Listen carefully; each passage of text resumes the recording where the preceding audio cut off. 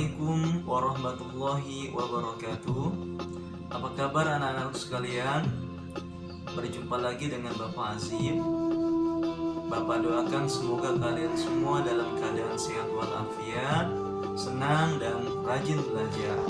Anak-anakku, pada kesempatan kali ini Bapak akan berkisah tentang Nabi Daud alaihissalam. Sebelumnya, mari kita berdoa terlebih dahulu. Bismillahirrahmanirrahim. Rabbi zidni ilma warzuqni fahma. Amin. Anak-anakku, jika bercerita tentang kisah Nabi Daud, tentu di dalamnya akan menceritakan tentang seorang anak kecil yang berani melawan Raja Jalut yang sangat tinggi dan juga besar. Nah, Nabi Daud merupakan keturunan dari Nabi Ibrahim yang ke-13. Ayahnya bernama Yisya. Nabi Daud adalah seorang nabi dan rasul yang menerima kitab Zabur. Zabur artinya adalah puji-pujian. Singkat cerita, sepeninggal Nabi Musa alaihissalam, yang kaum Bani Israel kian lama mengalami kemunduran. Mereka kembali menyembah berhala, merampok, dan lain sebagainya. Akhirnya Allah mengutus seorang raja dari kaum mereka sendiri yang bernama Talut. Kemudian pada saat itu kaum Bani Israel mempunyai musuh yang sangat kejam yang bernama Jalut. Jadi yang baik namanya Talut, yang kejam bernama Jalut.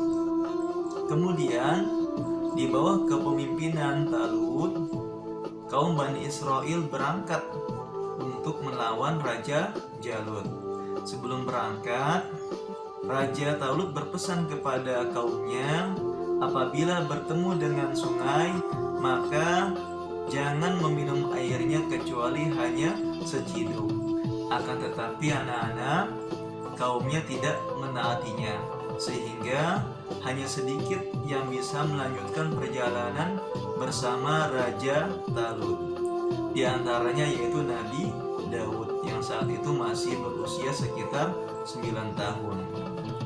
Kemudian pada saat peperangan terjadi, Nabi Daud ini berhadapan dengan Raja Jalut. Jalut yang melihat postur Nabi Daud yang kecil, Jalut ini meremehkan Nabi Daud. Singkat cerita, terjadilah peperangan antara Nabi Daud dan juga Raja Talut, dan akhirnya dimenangkan oleh Nabi Daud. Akhirnya anak-anak, sepeninggal Raja Talut, Nabi Daud diangkat menjadi raja dan diangkat oleh Allah menjadi rasul pada usia 40 tahun. Dari kisah Nabi Daud di atas dapat kita ambil pelajaran, yaitu bahwa Nabi Daud memiliki sikap ikhlas, berani, dan sabar.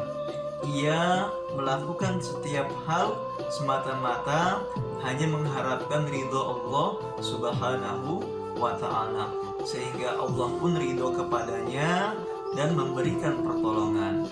Demikian anak-anak penjelasan singkat dari Bapak. Sebelum Bapak akhiri, ada sedikit tugas dari Bapak sebagai berikut.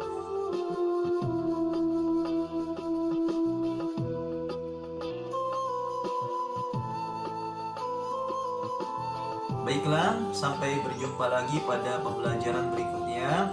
Kurang lebihnya Bapak mohon maaf. Wassalamualaikum warahmatullahi wabarakatuh.